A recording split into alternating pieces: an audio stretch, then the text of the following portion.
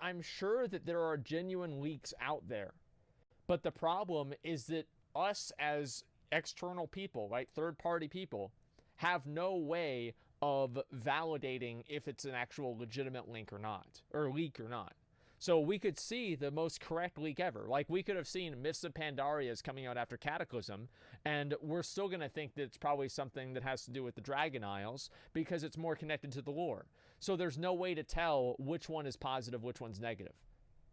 Right? That's what I'm saying. Usually leaks happen shortly before the announcement. Yeah, somewhere around there. Okay, let's go over here. We'll look at this one here. It's not a leak, it's just a rumor. I don't know about that. So we have the, that's the money guy. You see him? That's the money guy right there. Thank you, Kazadin. Now I don't have to worry about gyms anymore. This guy is the guy that wants to, he wants to take the fun out of video games and then add the money into video games. Right? The quote was take the fun out of making video games. Good enough. And yeah, this is Trade Prince Gallywix right here. Gaming's favorite villain Konami have caused EA stock to drop by $660 million. Ubisoft have revealed the scope. No way. Let me see.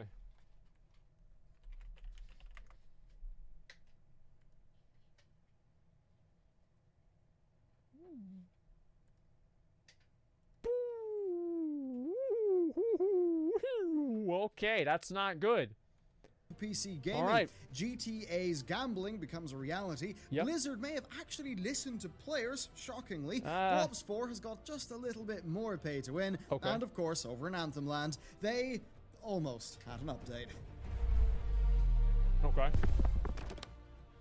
Hey everyone, and welcome back to the Roundup, our twice per week gaming news show, now with a little bit of a fresh lick of paint. Let's get into the news. Okay. EA have lost a major draw, and their stock value has immediately felt the hit. Their partnership with Juventus, a insanely popular Italian football club, has came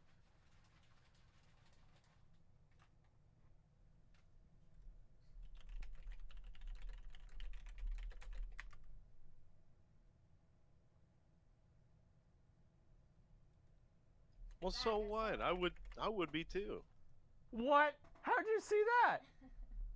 I thought you were watching them. You watching both of them? I'm watching both of you guys. Damn it, man. I thought I'd get one through. Okay. I'm switching in between. Yeah, sure. Who are you? Did they kill the other boss?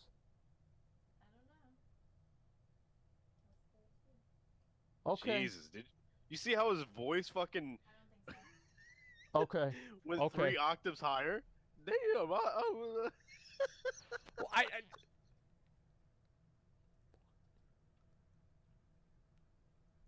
you guys heard that, right? Instead of renewing with Shut the the team, fuck up. well, Juventus have now partnered with Konami for Man. Yeah, he's talking shit. What is he saying? He says that I'm raising Nothing. He says nothing. Never mind. Yeah, it's okay. What did he He's say? calling me a cuck. Just keep watching the fucking race, all right? Don't worry about it. Okay, she did the crazy eyes and she pointed at me. Okay, all right, we gotta keep going to the video. All right. Pro Evolution Soccer for 3 years. What does this mean? Well, it means that EA can no longer use their intellectual property, so they can't use the stuff of the club. Instead, they have to replace it with a fictional team that will use authentic players, both with their names and their faces. However, Okay. it does seem like Konami will get access to the players for the up-to-date 3D scans. Konami seem to finally be striking back against FIFA by trying to give Pro Evo a more solid fan base in Europe, where they've historically lost out because of the lack of official licensing. Remember Okay. now that FIFA makes up 14% of EA's total net revenue, and what makes this more interesting is the fast effect that it had on their valuation. So on Tuesday, when the announcement was made, What do you mean Konami's bad? What are you guys fucking talking about? Like back the last time I heard about Konami is whenever they made awesome games for Super Nintendo. What the fuck happened?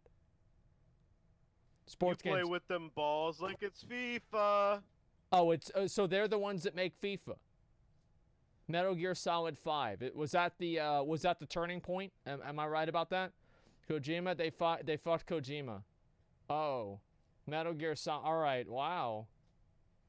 Holy shit, man. They killed Metal Gear Solid. Fuck, man. Fuck. Okay.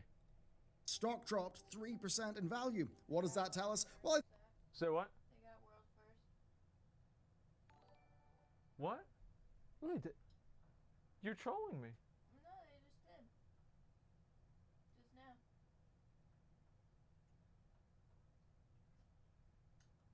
Izzy, I think that's heroic. Is it? Yeah, I think that's heroic. Why aren't they That's pretty yeah. They're doing heroic splits. She They're- doesn't even.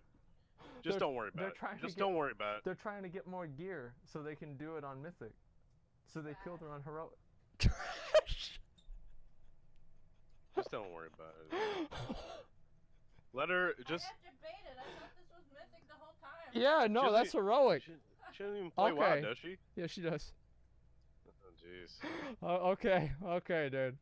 I think number one, market's knee jerk. They overreact. It won't be that bad for that long. And there's also definitely, though, a danger of having all of your eggs in one basket. It does Okay. mean that any hits to FIFA will damage EA greatly, although I doubt this is going to have that much impact because of FIFA's established European dominance. Next up, though, we've got more Activision pay to win, which I know you Oh. love. Last month, a batch of weapons were added. Let's read this. Guarantees 1 new ranged black market weapon and 2 reverse cases. If you already own a variant of all black market weapons, the bribe will award additional variant.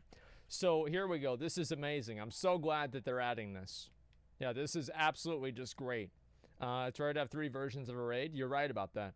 To the Black Ops 4 loot crate system. Now, we've talked about this before, but one of them was the Stingray, which, with a explosive round mod, was a burst-fire rifle that would one-shot people. Yeah, that's a massive What balance the problem, fuck? and one with a very simple fix, but it took them over a month to fix it, furthering player claims the Blops 4 is getting kind of pay to win. Now, Well, that's what they do, right? Is they add something that's pay to win, and then they let it take the internet by storm. Everybody knows that you have to have this weapon. Then they let the meta create itself around this weapon. Everybody buys the weapon, and then a month later they come back and we say, "Oh no, we don't want anybody to have to do pay to win. This is not what our company stands for." Even though we profited off of the hype of it for last month, but no, now we're gonna change it, and we're actually gonna make another gun pay to win now. So give us another $15. That's what it is. See, this is the best part about it, right? Is not only, it's like they fuck you coming and going, right? They fuck you buying the gun, and then they fuck you by nerfing the gun and telling you that they did it because they care about the experience, right? So it's like a double, it's a suck and fuck at the same time. Yeah, like Mikkel Reeve says. That's right. shortly Is he streaming, by the way? When is he streaming? Right now, No, not right now. I know he's not streaming right now. he's gonna try more. You guys need to follow him and Yep, start watching yeah. his stream. Anybody got a link to his channel? Yeah, link his channel right here, okay? And you can't even, since it's all RNG. Yeah, don't give your Twitch primes to me. Go give them to him, okay? That's my boy, Mikkel Rivy. Yeah, he's if it weren't for him, I might not even be playing WoW right now. What's so bad about a good old suck and fuck? Well, there you go. There's the link right there, okay? Yeah, go give him a follow, give him a like, give him your Twitch primes, okay? Don't give them to me. All right, let's go to the rest of these. It's like sucking your own dick, not the best idea. No, it's like paying somebody to suck your own dick and then refunding and charging back the PayPal money for it, right? That's basically how it is. after the Stingray was patched, they've done basically the same thing again. This time, there's an explosive crossbow, the Reaver C86, Okay. that does extreme amounts of damage. So Wow. much damage that it renders the safeguard game mode moot, as you can destroy the payload in a single 6-bolt clip of the weapon. That's great. Now, this, like the Stingray, is available from the loot boxes. So Great. if you want a weapon that can significantly increase your odds of See, I didn't even hear the other half of it, right? I didn't hear how obviously instead of them changing the loot box thing, I just assumed that they would move the pay-to-win gun to another gun that's from the crates. I assumed that. Boom. It's a fact. Okay? Whenever there's money involved, you always know what they're going to do. winning that game mode, Hey, just dude. throw your money into What?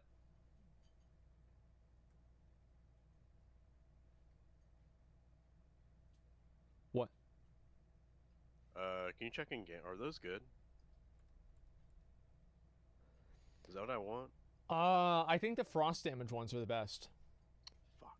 Yeah, I don't know. I think those might actually be good, though. It could be different for Rep Paladins, though. All right. The loot boxes, or reserve crates as they call them, and hope for the best. Now, making the exact same mistake twice in a row, let's be real, that's kind of unlikely. Now, assuming the worst isn't always the correct approach. No, it's not. Do you know why it's not? You know why it's very likely? Is because it wasn't a mistake. It wasn't a mistake. Do you really think that they're so stupid that they can't balance a gun that shoots that basically shoots grenades with like a machine gun?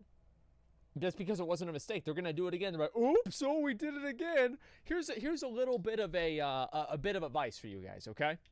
Whenever coincidence and personal gain converge, it's never a coincidence. Approach, given the repeated balance mistakes and the delays on the fixes, even with Treyarch staff acknowledging concerns quite quickly in Reddit, well, you can come to your own conclusion. It could go either way. I've seen some comments saying it's a win-win for the company, that they get money from players rushing to get the OP weapon, while the developers get to accept the feedback from the community and make fixes, albeit slowly, which, I mean, it's a bit of an odd thing to be having happen, isn't it? Overall, though, it's continually a bit terrible with this game. We know that they felt its early revenue from the loot boxes, so if you want a weapon that can significantly increase your odds of winning. Sorry, I skipped ahead there. I accidentally clicked the wrong button. Okay, it's right here, right? Is this what I think it is? That you have to spend extra money for a crate that doesn't have duplicates on it? There's no way this is what it is, right?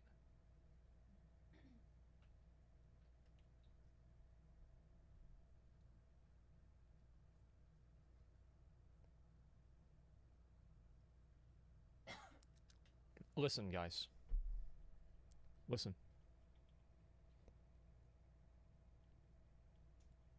These mechanics are aimed at 14-year-olds that are hopped up on Mountain Dew, Monster Energy drinks, Red Bull, all at the same time, while their mom is sitting there in the other room crying because he's getting held back in 7th grade for the 3rd time. And Adderall. Get my Addies. Gotta get the Addies, bro. Like, these kids are, and his name is Kyle. And he smells like Axe body spray. He wears a shirt that's 3 sizes too big for him. And his pants are, like all the way down to his ankles because he's a gangsta. And he has a Supreme hat with the sticker on it.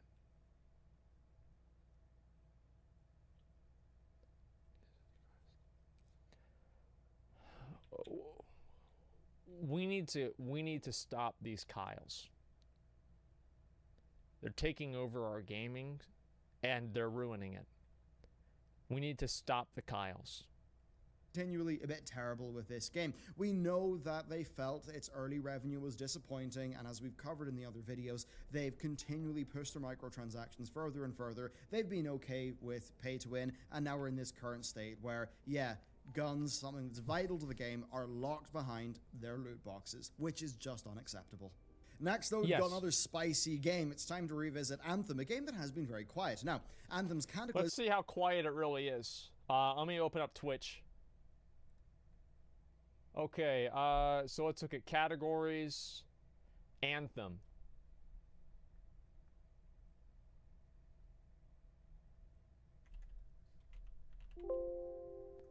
Okay, still can't find it. We'll scroll all the way down, okay, guys?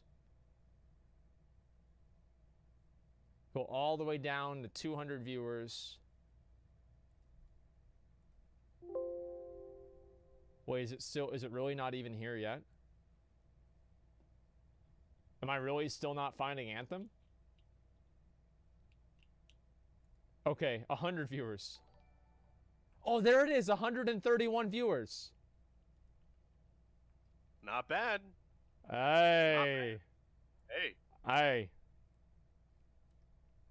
How much money did they spend on that game? Couple million.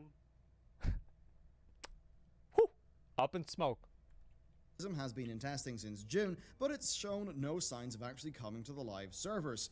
until just recently. On Monday, a player spotted a timer that was added to the game. This timer counted down the oncoming storm with a 7-day timer plus a visual teaser of said storm. This got people excited, very excited. Remember, they've heard nothing but whispers. By people excited, it got 12 likes and 2 retweets. So remember what I was saying about news articles showing tweets and getting people excited, etc.?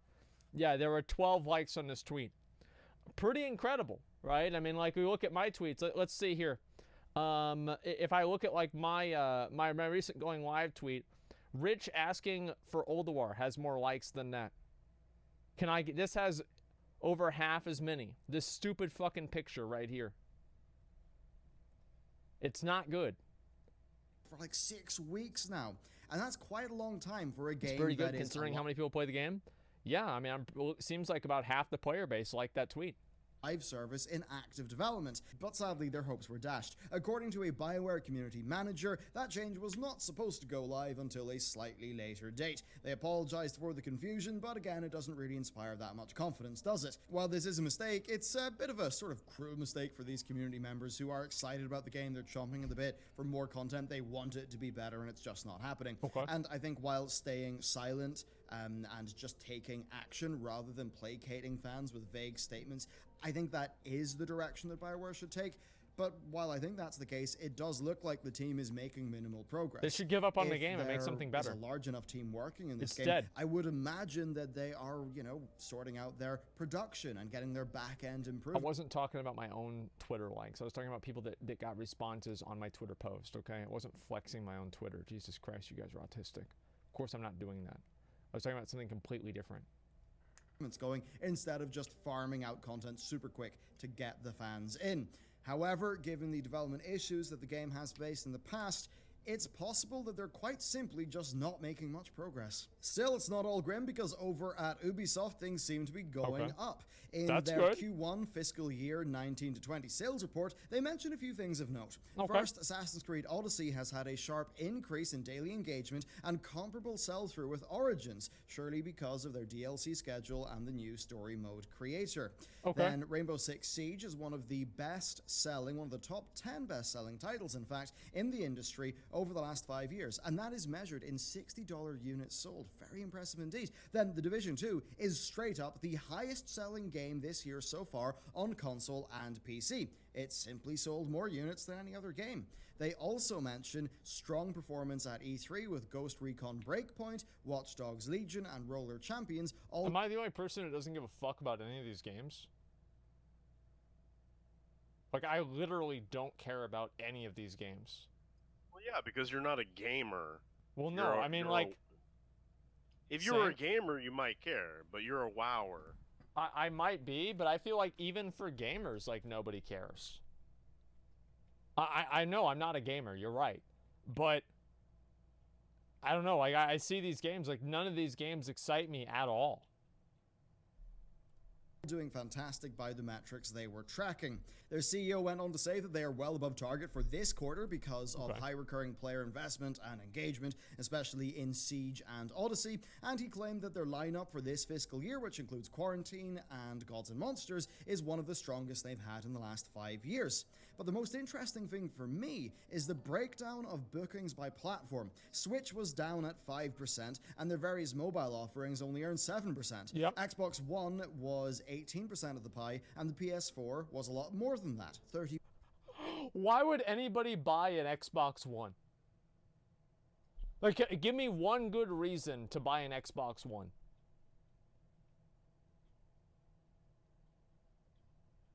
Yeah, good question. Halo? It's not out yet. Like, literally, Halo was the only thing that sold consoles for Xbox. And they ran Halo into the ground whenever they stopped having Bungie make the fucking game. And they have some other random studio making the game. Nobody plays Halo anymore. Nobody likes Halo anymore. Hopefully Halo coming to PC will make it good again, but maybe not. And then PlayStation 4 has 1,000 more exclusive games. All of the exclusives they have are fucking a million times better. And it's like, I can't imagine somebody buying an Xbox. Like, so sometimes I've thought about buying an Xbox, but then I remembered I would just be wasting my money. I would never even turn it on. There would be no reason to play Xbox. And this is by somebody who was an Xbox fanboy. I had an Xbox. I had the original one, the giant box, and then I had the 360. I fucking love Xbox, and it's absolute trash now. 1% of the pie. However, the real kicker is that PC was on top. Yeah. PC accounted Goddamn for right. 34% of the money that Ubisoft brought in, which is in sharp contrast to 24% the same period last year. So it might be easy to see this and think, hang on a second, has PC gaming just had a 50% rise? Well, while PC gaming does appear to be increasing in popularity, I think that Ubisoft have also been doing a good job with their live service model and their updates, and that probably has led to a lot of revenue. Their reliance on maintaining their live services just makes me believe that players who would usually spend on a number of, say, different games across Steam are instead spending a lot of that money on Ubisoft DLC, season passes, and microtransactions. Now, Here's why PC gaming is becoming a lot more popular. There's a number of reasons. Is because one of the big things is that people in general are becoming more PC literate. So the percentage of the population that can create and at least parse out and decide what kind of a PC they want and know what RAM is, know what graphics cards are, know what processors are, they understand that more. That population is only getting bigger. While at the same time, back in the day, whenever the console gaming was much more popular, the consoles weren't even really that great, but they were just better than the PCs. Also, on top of that, creating these like PCs, these better PCs, you can buy a really good PC that can run almost all the games nowadays for less than $1,000. Back in the day, comparatively, you really weren't able to do that in the same way. So PC gaming is becoming more accessible and less expensive. So I think more and more people are going to keep doing PC. Yeah, only 1K? No, it's true. $50 if you're... Well, it depends on where you live, though. Well, of course it depends on where you live. But I think that, okay, computer literacy is going up, prices are going down in general. That's why PC gaming is becoming more popular. outside of some of those microtransactions, I mean, a lot of them, the XP kerfuffle with Odyssey, that stuff, I think Ubisoft have fundamentally did a pretty good job. They have released quite a lot of content for their games, and as far as the live services go, I think Ubisoft are pretty much coming out on top. Then Ubisoft are doubling down on PC as well with Uplay Plus, which is their own subscription service. So they've announced a list of games that will be available, and it's over 100 games long. Now this is going to cost $15 a month, but it's going to include all of Ubisoft's new games, including Ghost Recon Breakpoint, Watch Dogs Legion, Rainbow... Am I the only person that's sick of these fucking dumbass goddamn piece of shit annoying fucking services that you have to pay for every goddamn motherfucking month? I've got to pay for Amazon Prime. I've got to pay for subs for people on Twitch. I've got to pay for WoW. My dad doesn't even pay for my sub anymore. I've got to pay for fucking Netflix. Actually, that's not true. I leech Izzy's Netflix. And, you know, this is it. I'm getting fucking tired of paying for all this fucking garbage constantly. Like, we get away from the cable companies, and now we're buying our own fucking bundles. This is insane. Gotta pay for Spotify. It's, you know, I'm too much. Yeah, Spotify too. Well, Spotify I'm okay with, right? But in general, like, this is insane. The amount of services you have to pay for monthly. I don't even think about how much money I'm paying for services monthly. It's fucking ridiculous. 6, Quarantine, and Gods and Monsters. Then as for the back catalogue, well, it's almost everything of value. The Assassin's Creed, Far Cry, Tom Clancy, and Prince of Persia series are all there, and then even games like the Trials series, Beyond Good and Evil, Steep, and the Might and Magic games being included. Now, the games are mostly coming as either their deluxe, gold, or ultimate editions, so they should include all of the DLC. Now, there is fine print on the page saying that it may not have all premium content, but I... Wait a second, so you get to play Uno? So you've got Ghost Recon, The Division, Splinter Cell, Secret Agent, Uno, Watch Dogs 2. Like, I don't know why, I just think that's really fucking funny. Ultimate Editions, so they should include all of the DLC. Okay. Now, there is fine print on the page saying that it may not have all premium content, but I think that's just to cover them in case there's a genuine issue there. Yeah, like we'll with see about Origin that. Access Premier, basically, if you're a fan of the Ubisoft franchises massively and you want to play them all, it could end up working out okay for you. $15 a month is not... Somebody just traded me $1 million gold. Wow. Yo, hey, Provitos, thanks a lot, man. I really fucking appreciate that. He's in a guild. Wait, he's in a guild called Stream Snipers Re. Yo, thank you, man. Holy shit. Thank you very much. It's $1 million gold. Come to Sargeras and do that, man. No, it's okay. Everybody come to KT. I'm just standing right here in Borealis Harbor. Please trade me more gold, okay, guys? Sargeras. This is great. Yeah, Health is Odd server. This is amazing. that cheap though, but if Thank you you, man. are purchasing 3 full price games every year or a gold edition every 6 months, then it could maybe work out. But of course, you've got to remember you only have access to that content while you are still subscribed, so that does impact the value proposition. Now, there was originally a small controversy surrounding this, as some European pages were showing the standard editions of games instead of the premium ones. Ubisoft have since confirmed to VG247 that this was a error, like just a display error, and there will be no regional differences between the Uplay plus bits of content whatsoever. So yeah, it's nice to see them sticking on their promised policies. So with that, we've got an update on the G2A saga. Okay. So everybody likes G2A. It's one of the most ethical key distributors, and one of the good things about G2A is they never inadvertently sell a stolen key. And it's just one of those things where, you know, honor and integrity just reign supreme. G2A have proposed a solution to the shady key resells. When they proposed their key blocker, they opened by saying they got a lot of feedback and they realized they were a bit short-sighted on some issues. They claim that they now understand the developers are concerned almost more so about review and giveaway keys being resold, so they are working on a tool to protect against that. Now, they're not actually working on the tool. They say that if at least 100 indie devs sign up to be validated with G2A through the system, then they'll begin the development work. Now, this system basically is just a key blacklist, so devs can submit keys to the blacklist indicating whether they are a review or a giveaway key. And if they're giveaway keys, then G2A will allow the sale of up to 3 of those keys from a single seller, but no more. Now, G2A agree that review keys should never be sold, but they do believe the customers have a right to sell keys that they acquire or they win through a giveaway, and I think that's fair, but that they will limit that quantity because of the potential for abuse via botting. Now, overall, I think this tool is a pretty good idea, but I think G2A's bullish approach does leave a poor taste in the mouths of most people. They're never really willing to admit that they're wrong. They always want developers to step up and confirm they're in before they go ahead and spend any time or money, and parts of that are fair, but it's also absolutely not how you garner goodwill with the community. They don't need goodwill, they just sell the fucking keys. Well, let's see, what is this this back and forth? I never mentioned chargebacks at any point, agreed, so we never contacted even a chargeback in an article.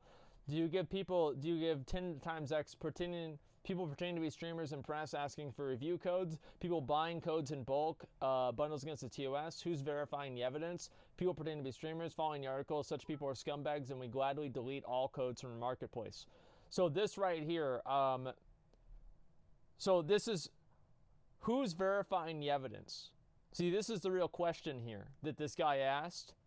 And he says, we gladly delete all such codes from the marketplace. So this is actually a very clever way of basically skirting the question. So he's not actually answering the question, but he's saying that the people that do it are bad and they'll delete them if they're found out. But he never revealed that there's actually any sort of process of finding out if they're going to be deleted or not. So this is a completely hypothetical situation for them. They're in before they go ahead and spend any time or money, and parts of that are fair, but it's also absolutely not how you garner goodwill with the community, and I think that's one thing they're definitely missing. And I suppose on that topic, that's not all. The Factorio developers mentioned G2A in one of their recent blog posts, saying that they had about 300 keys purchased fraudulently, and that's cost them about $6,600 with an average chargeback fee of $20 per key. Now remember that G2A did say say they would basically pay devs back 10 times what they lose when this happens if it's sold through their platform. So, having heard from users that they had their keys that they purchased through G2A be revoked, they then contacted them about the article, and G2A offered to check the keys. The Factorio dev sent over an email with the list of the keys and asked how many of them were sold in G2A, but they got no reply. G2A have since released an update saying that they and the Factorio devs have together decided on a third party to audit the situation, and they are reaching out to that company now. They also reaffirmed that they will allow all legally obtained items to be sold on their site, and have announced the 17 companies who have signed up for their key blocking service so far. Now, the Factorio developer goes on to say that regional fraud is another issue with the grey market, one that G2A is not addressing, with games being purchased in cheaper regions and resold for more expensive ones. And they also mentioned market speculation, keys being purchased when a game is cheap, say in early access, only to be sold when a game's RRP increases, such as full launch. And I get the developer's frustration there, but being real with you, I think that's kind of fair. Yes, it's disadvantageous to developers, there's less control there, but this happens in just about every market where consumers can resell goods. And I guess from my perspective, if somebody is entrepreneurial enough to take the risk, then hey, buy. And that's fine, right? If somebody's reselling a key that they bought on sale or something like that, I don't see a problem with that because it was obtained through a completely legitimate means. The reason why people don't like G2A is because basically what they do is they resell keys that were bought with stolen credit cards. You know what I mean? And no, I mean, I don't know. I feel like if you buy it completely legitimately, right? If person A buys it from person B, then I don't think that person A, unless there's restrictions in I guess the nature of buying the thing that you can't resell it, then I don't see the problem with it. It's called a free market. Yeah, it's completely free market. There's nothing bad going on here. I mean, it's like buying things on sale and then reselling them later on whenever the price is high. Are you really going to say that's bad and G2A is bad for doing that? No, it's ridiculous. There's a million other things why people don't like G2A. Now, here's my perspective on this. G2A is never going to go away because people save money on it. Nobody gives a fuck about the devs. They don't care about how much money the devs make. Who cares? They just want to play the games. They're not involved in how this is affecting the gaming industry. They don't care about, oh, wow, this is going to, maybe make the gaming industry bad in 5 years. Oh, somebody's not going to be able to afford this. Nobody gives a fuck about that. They just want the free games. They just want the cheap games. They don't care about anything or anybody else besides that. That's all there is to it. And that's a sad thing to say, but it's a fucking fact. That's why people keep buying Nikes, they keep buying these tennis shoes, they keep buying Apple products, even though there's been plenty of documented evidence that at least in the past, they've used child labor and third world labor that has terrible conditions. People keep buying it because they don't give a fuck. They don't care. At the end of the day, they just want what they want. And that's it. They don't care what it takes to make it. They don't care what it takes or anything. 1,000 gold. Ooh, traded me a Bambi. Thank you.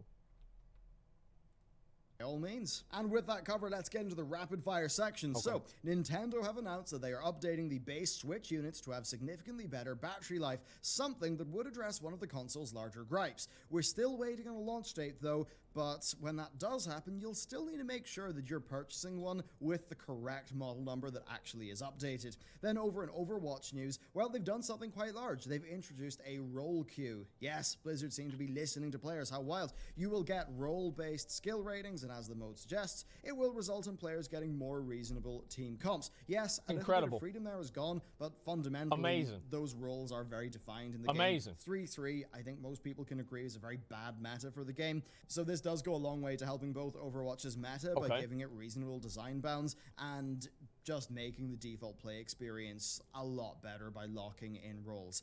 I mean, it seems to have worked for LoL, seems like it will work here. The game is a long way to go, but it is good progress. And then next up, over in Los Santos, Rockstar are opening up their casino. There's not much to say yet, bar it being quite funny, given the game's deep monetization, and of course your ability to purchase in-game currency via shark cards. So because of this, one does have to wonder how bad it will look for Rockstar, and I suppose the gaming industry, if players can turn their real money into in-game money, and then literally gamble it all away in the slots. That sounds awesome. Kind of funny.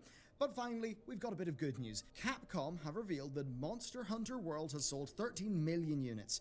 And there's not much to say bar this. That's a massive achievement, and thankfully it shows you can still do well by releasing a quality game at a reasonable price, and I think that's what we all want. So there you go, that is it for today's episode of The Roundup. Be sure to subscribe and ring that bell. Ringing the bell is actually super important for us over in YouTube. I hope you enjoyed a little bit of this being spruced up. We try to add in some more titles, make the show a little bit more snappier, and you'll find more in the description and the time code. So hope you enjoyed that. Thank you very much for supporting this channel. Thank you very much to all the patrons who support this channel as well. And with that, I will see you next time. All right, you know what? I would say this is a good video. I like the video a lot. It made a lot of sense. I really don't need these pets, man. I already have all of these. Just trade me the gold. I don't want any of the pets. I'm already like overwhelmed with pets to begin with. You want to give me something, just give me the gold. As you mentioned, I realize I just pay for subs, Netflix, Spotify, and so forth. It's not right. Love from McCool, though. Keep rocking, man. I'm okay with paying for Spotify. The completely. BBC has yet another report about children racking up debt for their parents because they were playing video games and didn't realize these video games were designed to psychologically manipulate them into spending more money. Okay, all right. Okay, just give me a minute here. Let me read the rest of this. Opinion on Method giving up on the world first race. They're not giving up. I don't know why you're saying that. Don't get to watch live, but VODs are great. Thanks for 1 month of entertainment. Keep being yourself. Thank you, man. I appreciate that. We returned from the Shadowlands. We returned from the Shadowlands at the end of 9.0 to find the Lich King has taken over Azeroth. First raid, we retake Warhammer and Stormwind from the Scourge. 10.0 ends with the death of all main characters, and WoW ends. Warcraft 4 into WoW 2. We can only dream. Poopy Fart, thank you very much for $2. I appreciate that very much, man. Thank you, thank you. Master Vago, thank you very much for the $5 too now, as well. I appreciate that. Okay, just give me 1 second here. Yeah, Warcraft 4, accept trade. Oh, thank you. Thank you very much. Some guy, the reason I went to Stormwind is because some guy told me that he was going to give me, $1 million gold if I went to Stormwind. I'll see if he's still online. He's offline.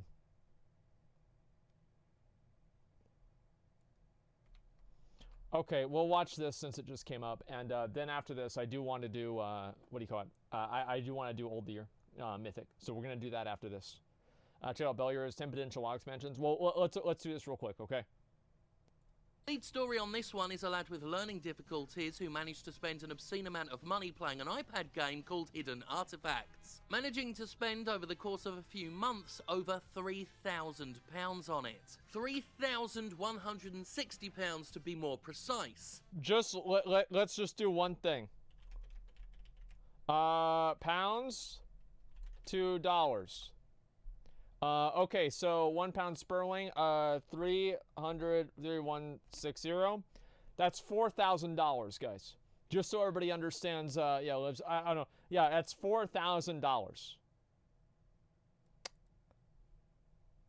You know, that's a lot of fucking money. That's basically a car.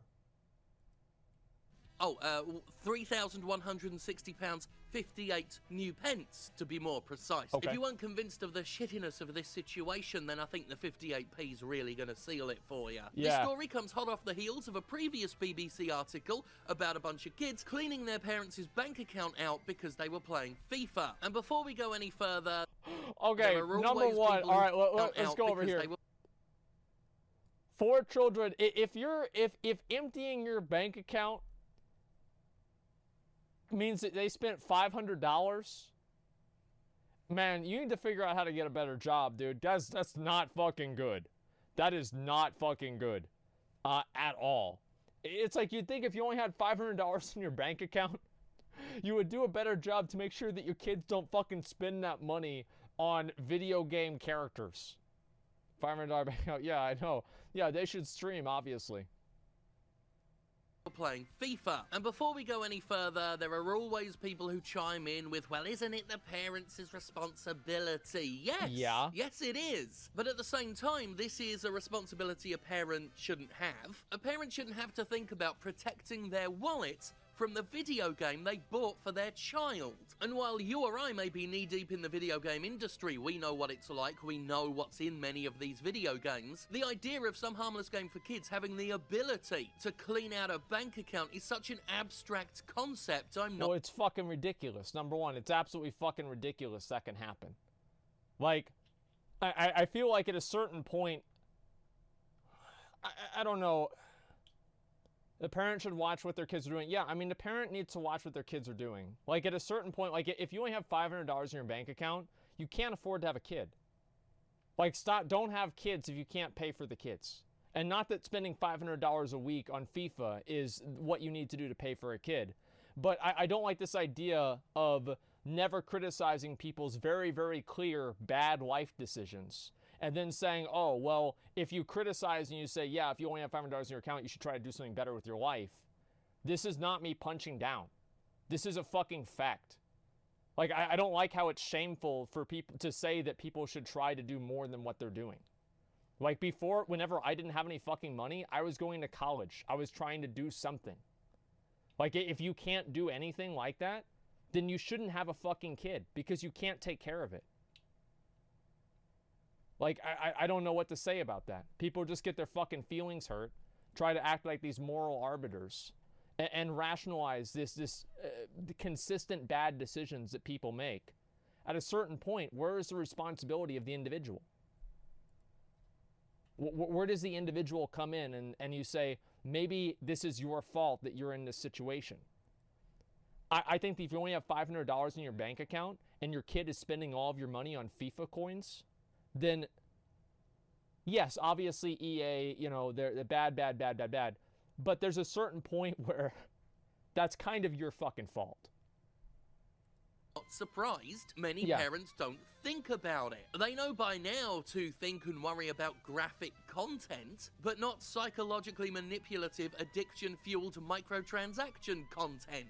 If a parent buys a video game with guns and screaming demons on the cover, then yeah, they shouldn't be too surprised if the video game winds up too violent for their child. That's about right. If a parent buys a football game based on FIFA, which is supposedly for kids 3 and up, and they don't know exactly how bad the gambling mechanics in video games have got these days, then sorry, I retain quite a bit of sympathy for that parent. Because as used to it as we've gotten, the idea of these perpetual randomized purchases is so fucking stupid, of course the average customer hasn't thought about it. Why would they stop to consider that the football game for their kids has gambling in it, for God's sake? And while these stories, unfortunately, have come at the quite literal... I feel like a lot of people that have, like, young kids...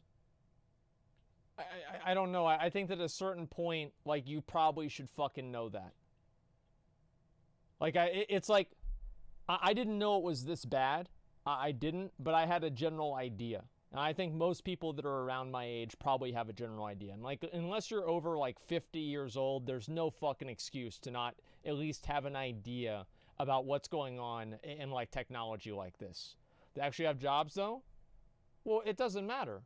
It's not advertised as a gambling game. Well, it's not a gambling game. There's a gambling component to it. The game's rated ages 3 years and up. Well, that's why you start them early. Because if you have them gambling at 3 years old, by the time that they turn 10, they're already to use their entire mom's savings account to buy a fucking FIFA roster. I mean, it just goes there, all right? I love it, man. $400. No, I mean, like, the truth is, this is the way that it's going to go. It's always going to go this way. I think that the point where I think that it should stop, in my opinion, is random boxes. I don't like random boxes. I think buying different items directly is okay. But the random boxes, that's too much for me. Pretty much saying just get a better job, forehead? What is there no personal responsibility? Is there literally no personal responsibility? It's literally impossible for somebody to improve their situation at all. And so any situation that they are part of is the best that they can ever do. And you should never look and say, maybe you should try harder to be in a better position. Listen, for 99% probably of people that are in that position, I know plenty of them because I grew up with them. The reason why they're in a bad position is because they were lazy in school, they did nothing, they don't try at all, and that's the way it goes. How do I know that? Because I was in school with them. They're working at Walmart now, and they fuck off at Walmart, they sit there on their phones, and they don't care. That's the truth. Get mad all you want. Cost of families, thank God they're getting out there so at last people can be educated on a wider scale. In a manner similar to the video we published called The Addictive Cost of Predatory Video Game Monetization, the BBC has a number of testimonials from people who have been affected by recurrent user spending in video games. While we spoke to vulnerable adults with shopping addictions and problem gambling issues, the BBC article provides testimonials from parents whose kids accidentally cost them a fuck ton of money because of these games. So here's the lead story from the article. My son spent £3,160 in one game. Here we go. I have a 22-year-old disabled son who has cerebral palsy, complex epilepsy, autism, learning difficulties, and the approximate cognitive ability of a 7-year-old child. He is unable to do any bilateral activities, so relies heavily on his iPad and PlayStation for entertainment and educational activities. He has recently been playing a game on his iPad called Hidden Artifacts, which involves finding various items and matching them to the description. He has been charged £3,160.58 between 18th of February and 30th of May 2019, clearing out his entire savings. I contacted iTunes, who were extremely helpful but were unable to refund the amount, and suggested I contact Blastworks Limited, the app developer and game provider. I have phoned and emailed several times but have had no response. It is I think in my opinion for this, right, the way they need to solve this problem is they need to create some sort of like a law. You know how like cars have like the lemon law, where like if you buy a car and then it breaks down within like a short period of time, you can just return the car 100%. They need to do the same thing with like these microtransaction things. And this is what parents could deal with, right? Is if you had a thing to where it doesn't matter what your kid buys or anything like that, you can return and just like completely negate that within like a 24 or 72 hour period. That, I mean, if they want to do any sort of legislation, that seems like the smartest way of approaching it. Yeah, I mean, a regulation needs to be regulated. Yeah, I mean, is that a bad idea? Parental controls, the lemon law is a California only law. Okay, well, that's still the same point that I'm making. I mean, it's an example of something and them just doing that the same way. Regulation, well, of course things should be regulated because people are too stupid to think for themselves and they need the government to protect them. Like, what do you mean? Like, of course they are. Like, I'm sorry, but that's the whole reason. Like, yeah, they're too stupid thing for themselves and need the government to protect them. Of course. Regulations are 100% needed. Yeah, they are. And what a moron. Yeah, I'm sure. But here's the thing, man. Is like, this is the way that I think they should take it. I don't know. McConnell, do you agree with that? Yeah. Yeah, I mean, that seems like the best idea. Just make it to where they have it to... like a 72-hour period or like a period of time after you buy the microtransactions that you can refund all of them and it's okay. I think that game developers should have that. And it's to prevent things like this from happening. And it wouldn't be an issue, right? It wouldn't be an issue if people, if they didn't have the random boxes. Defending EA for taking advantage of a disabled person. Wow, you should make a Reddit thread about that. Extremely distressing that vulnerable people such as my son become victims of what is thought to be an educational game. I have tried tirelessly to recoup his life savings but constantly come up against a brick wall. Yep. I won't read out all of the stories in the article, they all pretty much hit the same points, but... It's the parents' fault. Don't blame the company for their mistake.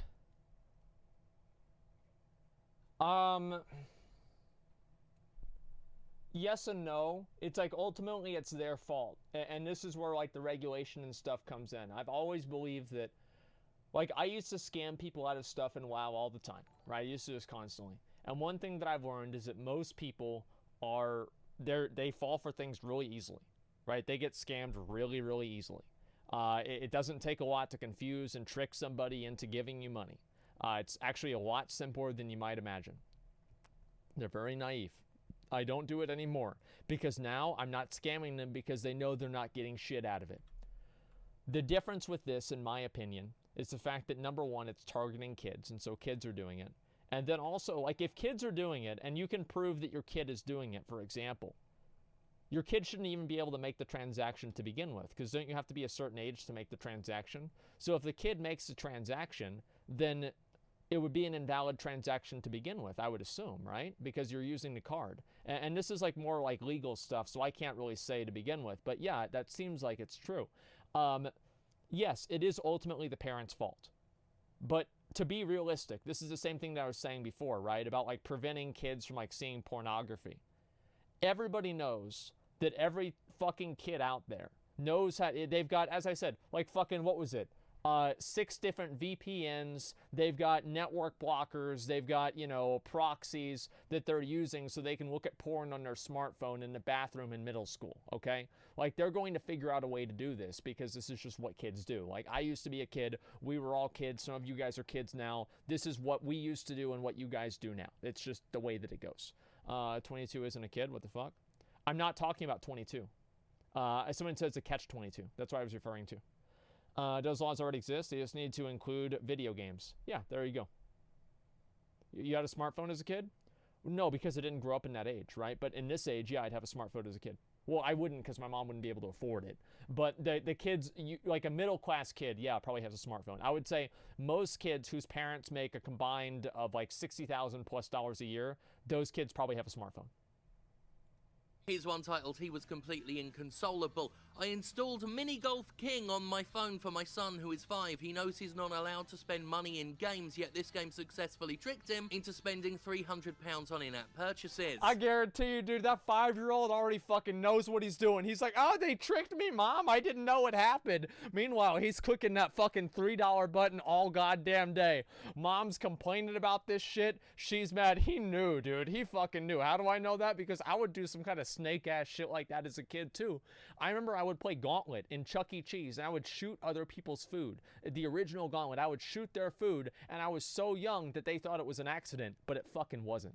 Okay? Like, 5-year-olds aren't just like, they know. A lot of them, they fucking know what they're doing. And they're like, oh, Mom, they tricked me into spending the money. I'm a victim. Please give me a hug and take me to McDonald's and buy me ice cream. No, they fucking knew it, okay? 100%, dude. Fortunately, my card issuer blocked some of the transactions, but a purchase for £75 went through, along with a few smaller ones. When my son realised that he'd spent real money, he was completely inconsolable, saying he was so sorry for being naughty and he thought they were pretend coins. My refund request via Google Play was automatically rejected. I explained that my son is autistic and his disability makes him vulnerable. He doesn't really understand the concept of being manipulated, and he wouldn't necessarily understand why people who make games want money. Google said I should contact... The kid's got autism and he's like disabled. Yeah, maybe it's actually not bullshit. Okay, maybe it's not. But an average kid, right? At least like maybe like, I don't know, some kids, yeah, they know what they're doing. Mini Golf King, which said it did not generally refund in-app purchases once the purchased items had been used. It offered to delete the account and submit a refund case to the store from which the purchases had been made, but said this would be non-reversible. I've heard nothing since. People will say, well, you should be supervising him. I was in the room, but the game is a children's game rated PEGI 3, suitable for players aged 3 and above. Okay. I would allow him to watch a U-rated film, and I assumed PEGI 3 games were safe to play with casual supervision. Yeah, you would.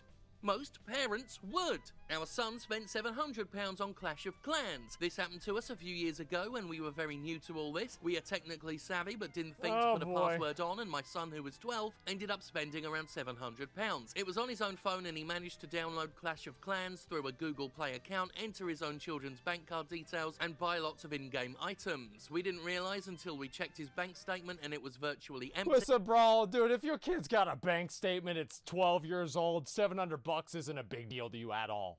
Like, let's be honest. Like, I didn't have a bank account whenever I was 12. What the fuck are you talking about? A bank account at 12. This is some rich-ass family, some kid dog. Like, I mean, imagine this, right? Like, what is assumed into this, okay? Number one, that he's got a children's bank account details. He already knows about it. Number two, that he's getting bank statements that his parents review regularly. So he's making purchases independent of his parents' discretion. And number three, he's got a smartphone to fucking begin with at age 12. But yeah, $700. Like, give me a fucking break, dude. I can guarantee this. They can pay for it, okay? Like, not any better, but it's just to put this into context. I don't know. It's just ridiculous. Play WoW already? Yeah. We'll do that after this. My parents saved my bank account at 8, and I mowed lawns to fill it. I guess nowadays it might be different, but back in the day, I didn't have a fucking bank account. Yeah, 20 years ago, I was mowing lawns for $5. It was actually about 10. Yeah, I do it for like 10, or like I'd start maybe like 15, then go down to 10. And yeah, I had a lawnmower. My friends would go around and we'd try to save up money to buy a hot dog at 7-Eleven, dude. Okay, let's go with the rest of this. First bank account, kids shouldn't have money. Yeah, don't give your kid $700. Like, don't give your kid a bank account. Like, why don't they have a limit on the kid's bank account? Like, I feel like, I mean, like a 12-year-old should have like lower than a $700 spending limit on a bank account. You know, I mean, like, I'm sorry, but like, is this $500 was a lot? Yeah, it was. Don't give kids a debit card. Like, what the fuck? Yeah, I know. Like, I mean, I feel like a lot of these stories and everything, they're completely independent of, I guess, like any sort of responsibility. Because I can understand people that have a gambling addiction, right? But it's like the parents should prevent that kind of shit from happening. Like, you should expect that your kid's gonna do stupid shit. If you don't expect that your kid's gonna do stupid shit with a bank account card, then that's a stupid tax. And the dumber you are about it, the more you pay. And today, the price was $700. He did not realize the connection, that it was real money leaving his bank account. We never got our money back apart from a token amount as a gesture of goodwill. There are lots of other stories here as well. My boy spent almost £1,000 on Fortnite. Our daughter's free trial for an app cost £93. Yep. Basketball game cost our family £2,000. Many $2,000 of these games are found on a mobile basketball phones, game. the mobile market Oh my being where God. the mainstream AAA video game industry has been getting a lot of its monetization ideas. Phones have become ubiquitous. They're basically an essential part of modern life these days. People around my age balk at the idea of kids having phones. I know I do. But I think that's largely because I am getting part of the older generation and things have changed. Things have moved on. Everyone has a phone, and this unfettered access That's true. that video game companies That's have Blizzard. to not just children, but anyone who can be psychologically manipulated, anyone in a vulnerable position, is pretty bloody insidious. And it's something that video game companies have been exploiting for years now. Not just on phones, increasingly on PC and console as well. This constant 24/7 online access that these video game publishers want gives them all of the time and all of the access they need to dig their little claws inside people's brains. The Yep. mobile market has been perfecting this, and they know what they're doing. They boast about it in little speeches. Oh, dude, at some point we need to watch that that lecture that guy did. Remember that scammer, the European guy that did like the whole lecture on like how to scam people out of stuff in mobile games? We need to fucking do it. We're not gonna do it today. We're not gonna do it today, but we'll do it probably like tomorrow or some shit. 100%, man. 100%. Yeah. Well, remind me to watch that tomorrow, and we'll do it. Whaling? Talks Yeah, that yeah, they yeah. give to each other. We revealed one such talk on that predatory monetization video we did. Okay. This recurrent user spending that the video game industry loves so much is wholly predatory, completely exploitative. And there are still people in other areas of games media that tell me that I'm being hyperbolic when I say that. They've been dismissing my arguments for years. But more and more we're seeing that all of that dismissal is a little more than propaganda that helps companies get away with what they're doing because they expect people to not take it seriously. They expect problem gamblers and shopping addicts to be laughed at and derided and ignored. And they use that ignorance to portray such people as whales. At a certain point, I think that what he's saying is true. But I do think that there should be an element of personal responsibility. There are a lot of people who spend a bunch of money because they're compulsive and they have no self-control. They're not all gamblers with addictions and autistic children.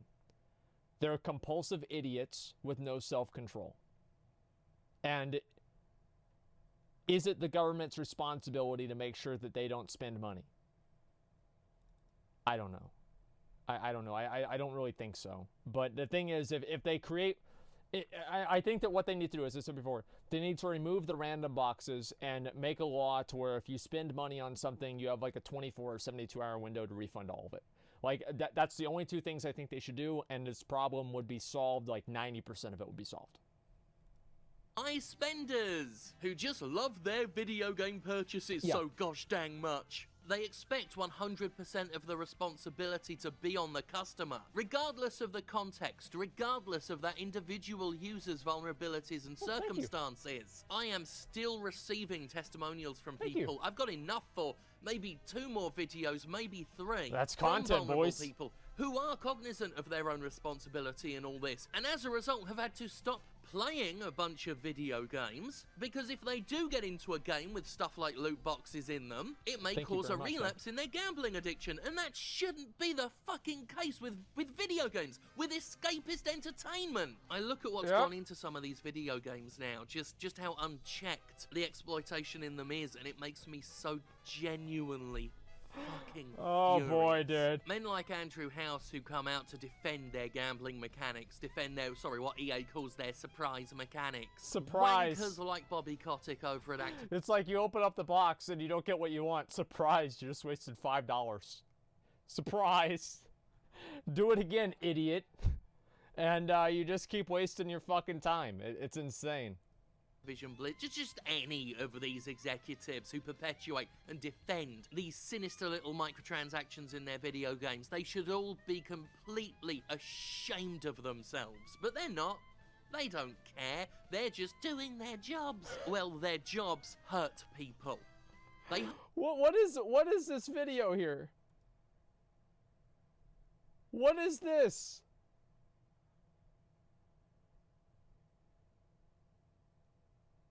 I'd make a fat joke, but I'm gonna be a nice guy today, okay? It's a surprise mechanic. Well, their jobs hurt people. They hurt people. Straight up. Andrew House